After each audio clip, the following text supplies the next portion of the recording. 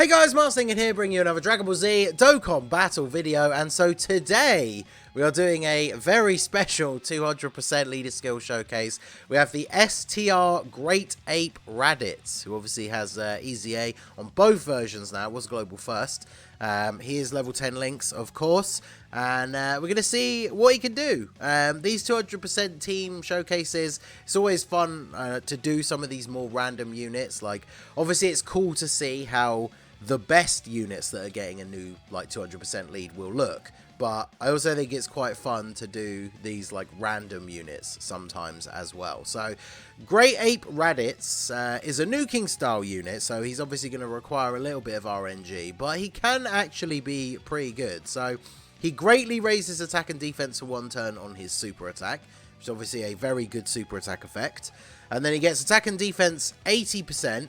He gets an additional 15% per key sphere obtained, and then he gets an additional attack 80% when performing a super if his HP is 80% or less, which is not a huge restriction to get to. And then obviously he has the Great Ape transformation, which unfortunately, as I said in my takes thread the other day, the Great Ape mechanic is pretty bad. Like, these units with their Easy A do way more damage and have good defense after supering. So it's not like you need to use it unless it's maybe in some of the more difficult content or if your team is a little bit weaker overall. So we don't have the best first rotation for him, so this will be an interesting example of how he's looking here. So we get 5 orbs. What is his defense start of turn? 122k. Now, bear in mind, we are getting the support from Garlic Jr., obviously, but he's also getting the 15% defense per key sphere obtained, and then he's going to raise his defense with his super attack effect. So if we pick up 5 orbs, we go to 164k. So then after supering, his defense is going to go up to what, like just under 250, which is not bad. And we'll get these guys floated off to be on the other rotation with Captain Ginyu. So the unit that I've brought along to be his link partner is the AGL Great Ape Vegeta. I've already done a 200% leader skill showcase for him back when the Majin Vegeta released, because obviously almost every Vegeta is on that 200% Majin Vegeta lead. 2.7, pretty good. Was that an additional super from him as well? And then, of course, he's going to get supered. How much is this going to do? Yeah, double digits, even with the defense lowering effect. That is actually pretty good. So, yeah, almost every Vegeta's on that team, so I've already done the showcase. I normally don't like to bring a unit for this kind of showcase if their best link partner is another unit that I also want to do a video for. So the fact that I've already done one for that Vegeta is pretty good. So I also brought these guys. Now, obviously, they're not great. I haven't even link leveled them, apparently. The only reason I brought them is because they are a 30% support unit for Space Traveling Warriors, which obviously Raditz is, otherwise he wouldn't be getting the 200% leader skill buff. But they do have, I think, 2 links with him that the Great Ape Vegeta doesn't have with him, Nightmare and Brutal Beatdown. So 2 pretty decent attack links, and then they're also providing attack support. So hopefully they don't get us killed, obviously, in the showcase, because they suck. But yeah, we have Saiyan Warrior Race, Saiyan Raw, which is a 25% attack link. So obviously we do really want that if possible. Transform and Shattering the Limit, they're both 2 key links. So obviously he's going to be auto-supering. It doesn't matter too much about that anyway, because obviously as a nuker, we want to get as many orbs with him as possible anyway. But yeah, so do you have Nightmare or Brutal Beatdown? You have Nightmare.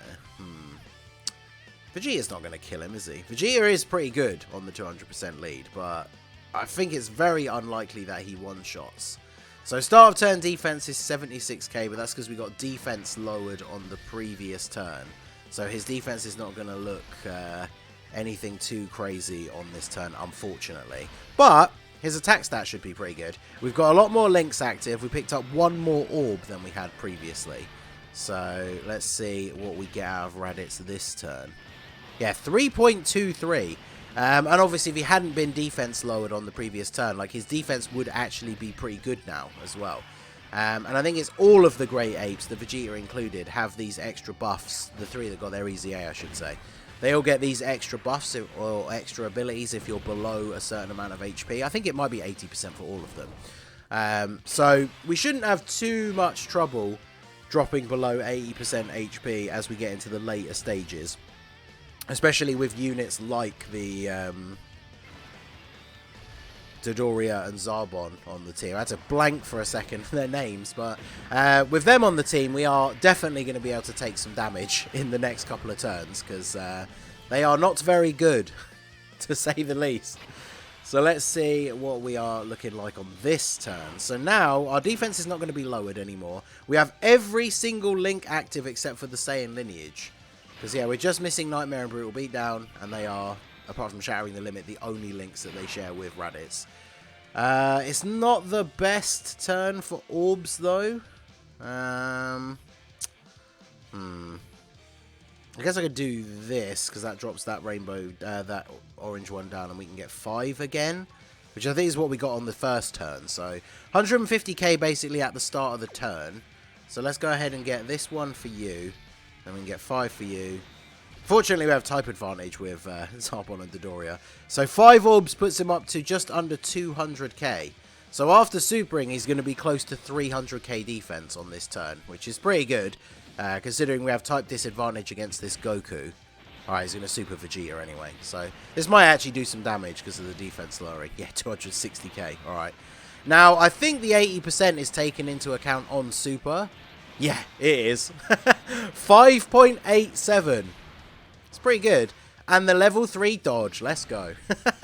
Now, unfortunately, with type disadvantage in these difficult events, if you don't crit, you don't do a lot of damage. But 5.8 million attack stat for Raditz there is pretty good. The fact that that can activate mid-turn, because it activates on super attack, is obviously really, really good. So we'll grab same type orbs here, because even with that healing, look at that. I won't grab any for you, because I was going to say, we won't be having to worry about going over 80% HP, but we actually almost did. So great healing there from the Ginyu Force units. Ginyu Force continuing to feast after the details came out earlier today. Well, for me anyway, it was this morning. It might have been late last night for you if you're in America. But the details for the Tech LR Ginyu Force EZA, and they are absolutely crazy. Ginyu Force is, like, unironically one of the best teams in the game. I mean, I say Ginyu Force, but obviously, like, AGL Captain Ginyu's team. But that team can literally consist of Ginyu, Jason Berta, Rikuman Guldo, the physical LR Ginyu Force, and the Tech LR Ginyu Force. So 5 out of the 6 like best units that you can run on that team that have really good synergy together are the Ginyu Force. And then obviously if you really want to, you can run one of the other rotations as 2 other units like Full Power Frieza and Third Form Frieza, all that kind of stuff. Their team looking really, really good. So Ginyu, no links, good times. What is the effect that Vegeta gets from his 80%? Is it additional? Oh, he gets 80% attack as well. Okay.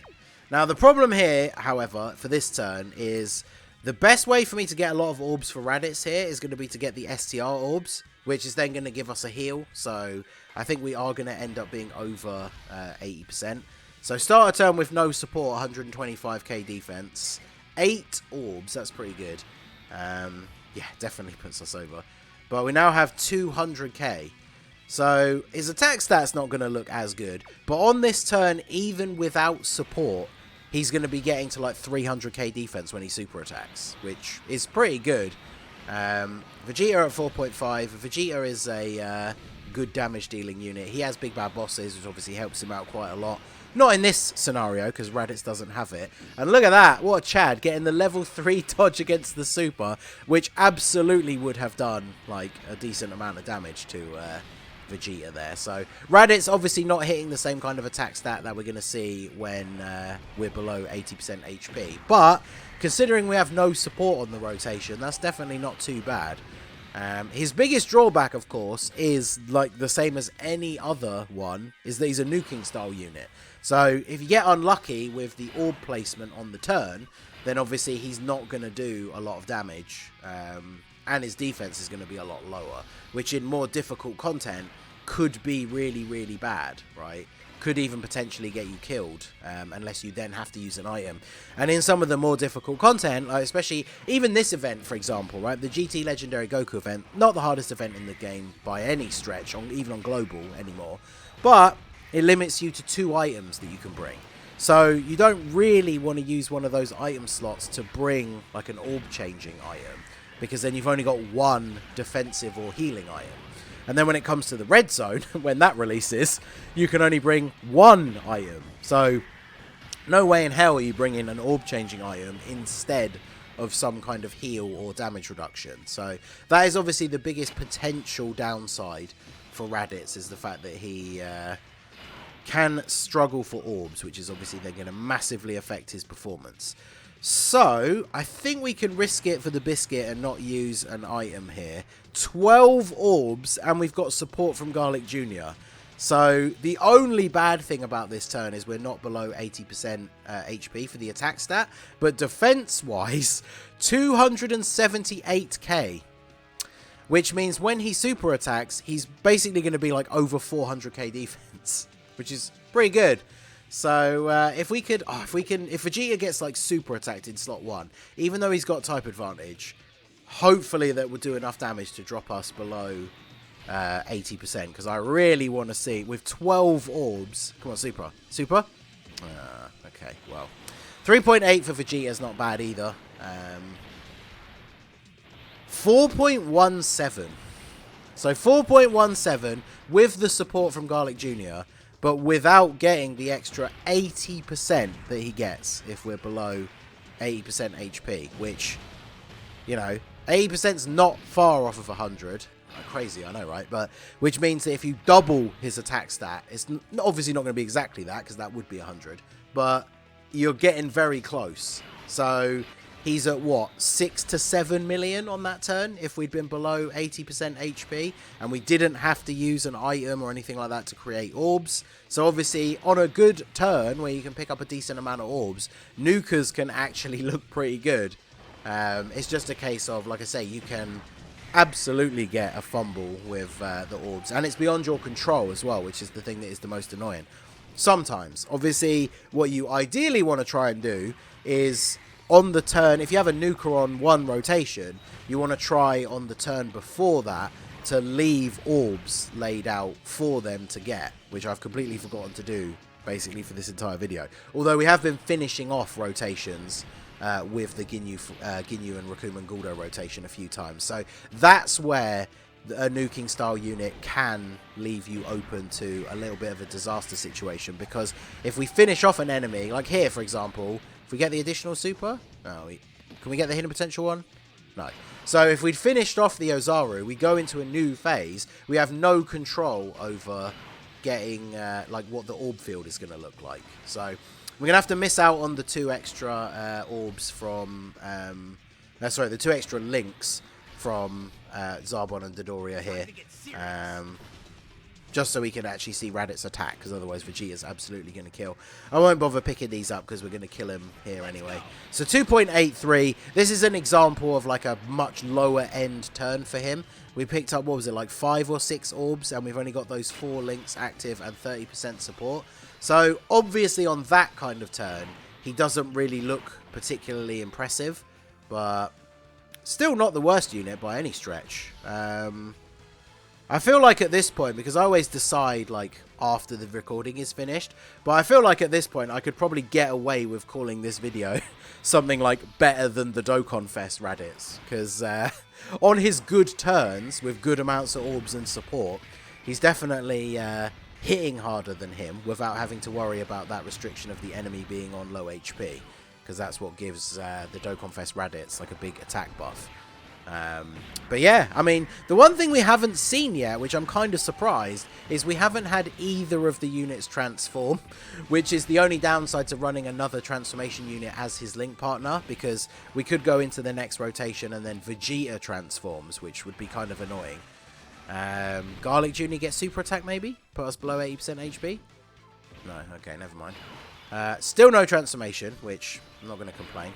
Right, so we've got 5 red orbs here. I don't think I can really do anything to get any more than that, to be honest. I'm going to do this because if Vegeta gets super attacked, hopefully it's after he supers, but if he gets supered here, we should survive the turn, and then that's going to give Raditz the 80% buff. So we've got 177k defense pre-super with no support, and that is going to put us to around 250k plus defense. Alright, maybe Vegeta shouldn't get super attack now, because he's going to raise his defense on super. Okay, yeah. Oh, we'd live this, right? Because of how high our defense is now. Yeah, we do. Good. Yeah, him getting supered pre-super is bad. But yeah, 4.3. I think what I might do is... I don't want to heal. Because Princess Snake will put me over 80% and then... give me too much damage reduction to then drop back below. I think what I might do on this next turn, because the Ginyu rotation is so, like, immortal, basically, I might use a Whis and not heal, because then next turn will be at the 80... Oh, although we have these guys on rotation, which could be bad. If they get super attacked, even with a Whis active, we get absolutely destroyed. So... Let me start picking up some orbs first. Well, actually, let me double check, because Ginyu's heal when he exchanges is... oh, wait, no, it's in the description for Ginyu, isn't it? 59%, so he's going to recover 60% HP, and we're at like 30% already, so that puts us way over. And the Princess Snake does 55%, so again, that puts us over 80%. Although, I think Princess Snake is probably not enough to stop Zarbon and Dodoria from taking big damage because they kind of suck. So that might actually be beneficial for us. So we'll do this, and that leaves us with 6 orbs for Raditz. So let's grab this as well. Actually, wait, no, do I want to grab this one? That's going to drop the red orb to the bottom and then the int one next to it. So we're still going to have 6 orbs. Because we might be able to get some more int ones come down from the top, maybe. Right, yeah, we'll do this. So hopefully we don't get killed because of I'm constantly blanking on their name now, apparently. Zarbon and Dodoria, there we go. Literally, I don't have enough room in my brain for all these mid units that I never use. So hopefully they take some damage here. Okay, who's getting supered? Raccoon and Guldo, right? Yeah, good. Okay, double digits, fine. And so now we see, even with the item active, they should take damage in the last slot. Hopefully enough to put us to below 80% HP. But let's see. That crazy 1.4 million attack stat. I know they're not link leveled and probably don't have that many links active either, but still, it's pretty funny. Double super. Oh, they jump up to 1.55. Let's go. They don't raise their defense or anything, so... Yeah, 33k. Okay, perfect. No, they got a dodge! And then Raditz transformed anyway. Alright, well, I guess it makes sense. We'll do this last turn here, because we're going to end up with probably like 2 turns of being a Great Ape. So, we're going to see the attack stat for the Great Ape transformation, which will basically show why I think it's completely pointless. Raditz has been hitting anywhere between, on a good turn, like 3 and 5 to 6 million if he's below the HP restriction. And then as a Great Ape, he does 1 million. So, that's my whole point about Great Ape transformations. Like, this rotation would be better if he hadn't have transformed, but... Anyway, that is the STR Great Ape Raditz on the 200% leader skill. Is he better than Dokkan Fest Raditz? Unironically, he might be, other than obviously like the leader skill. So let me know what you guys think down below in the comment section. So that is going to be it for the video, guys. This has been the Masked Ningen. Smash that like button, subscribe to the channel if you are new. Check out the links down below for the Discord and the merch store, and I will see you all again soon. Have a good one.